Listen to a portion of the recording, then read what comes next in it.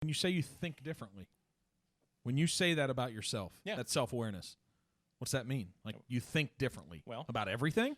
Yeah, absolutely. Yeah, I look at everything and I critique it. I look at everything differently than what? Than you think other people look at it? Differently than I see other people doing it. So unless they're shielding it, and maybe how can you make that statement from the outcomes from what's being currently done? In industries or with other people, or ways you interact with people. Your successes versus some other people, or some of their successes and maybe a failure in some other avenue. You learn from them too. You learn from their successes, and you learn from their failures. Mm-hmm. Those are just as potent as if not more than their successes. Because you've learned this catastrophic, costly lesson that you don't have to go down that road anymore.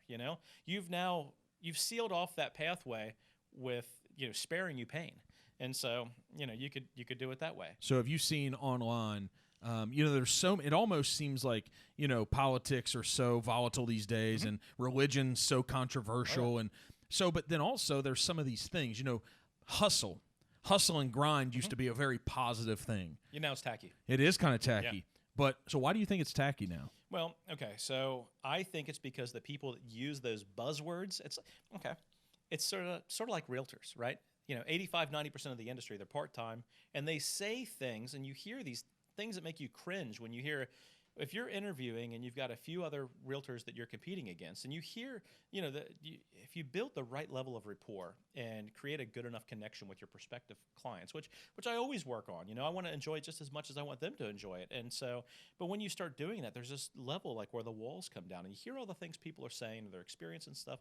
But I think after a while, the majority of the people that represent the buzzwords like hustle and grind and stuff, they seldom do those things. Right. They want to be respected for saying those things because they want to get the attention. They want the girls sell to look the book. Whatever. Right. Or have somebody watch their podcast or something. BS. It's total BS. At least in my observation. There's some people that use it, unfortunately, but the problem is that now it's a reverse stigmatism. People look at you and they stigmatize you for using those words, even if you are the whole thing. Even if you're the pillar of it, like the example of hustle and grind. They're going to view you in the same boat. Yep. You're a now, why is that? So why is that? Because the majority overrules it. It's is it because the majority of society now won't buy into those ideals about hard work, about you have to hustle, you've got to grind? Is that part of it? I think so.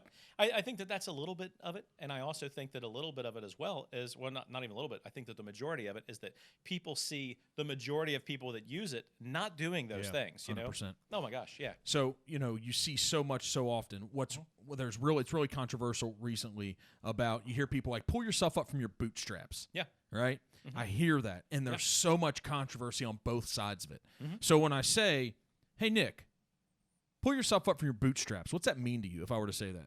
How do I interpret that? Yeah. I feel like it's insensitive. Tell me why that is. So I feel like if somebody says, pull yourself up from your bootstraps, it means whatever pain or whatever objections you have, I don't have time to help you go through it. Just suck it up and deal with it. You know what I mean? There's no like diagnosis or no problem solving, no like helping you through it. It's just like suck it up and deal with it. Let me ask you a question. Yeah. Is that reality about what it takes to be uber successful? Of course. I'm not saying that the message is wrong. I'm saying there's certain ways to deliver your message to create impact. Let me ask you a question, though. Shoot.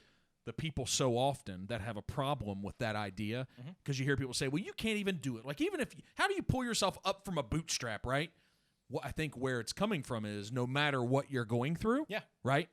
Suck it up, deal with that's reality, and overcome regardless of what it takes. I agree. Right? And everything we just said was that. It is that, but right? It's summed up in a very... So here's the problem. For somebody that naturally feels like that's not possible, because I see that so often, and here's what I want to reflect on, too. You talked about your past? Yeah. Listen, I didn't come from wealth, right? And so if there is an example of the adage of pulling it up from the bootstraps, I could write the book. Yeah. Right? Absolutely. And so the issue is I have no problem with people saying that to me because I'm willing to do whatever it takes no matter what. Of course. Right? So is the issue with the people don't want to hear it because they're not willing to do it? Yeah. Or can you really find a more sensitive, empathetic way to reconnect to have that person take action, or is all that effort just going to try to appease them? Because I have friends, I have family members, and people I love and friends that take this perspective, right? But in this world of entrepreneurship, of you being in real estate, of course, right, of achieving at a high level, because here's what we hear so often. We hear people say it's so hard to succeed now in the society versus what it used to be. Mm-hmm. I don't believe that's true. I believe it's the opposite. I agree, man. Yeah. Why do you think that is? Because now you have tools that you never had access to. Yep. You have digital. You have you can now like blast yourself everywhere. You can be accessible to so many different people in different states and areas and zip codes. Everything, right?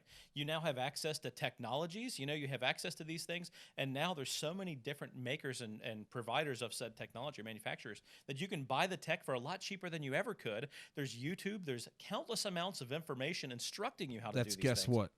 Say it with me, a 4-letter word. Free. Free. I Right?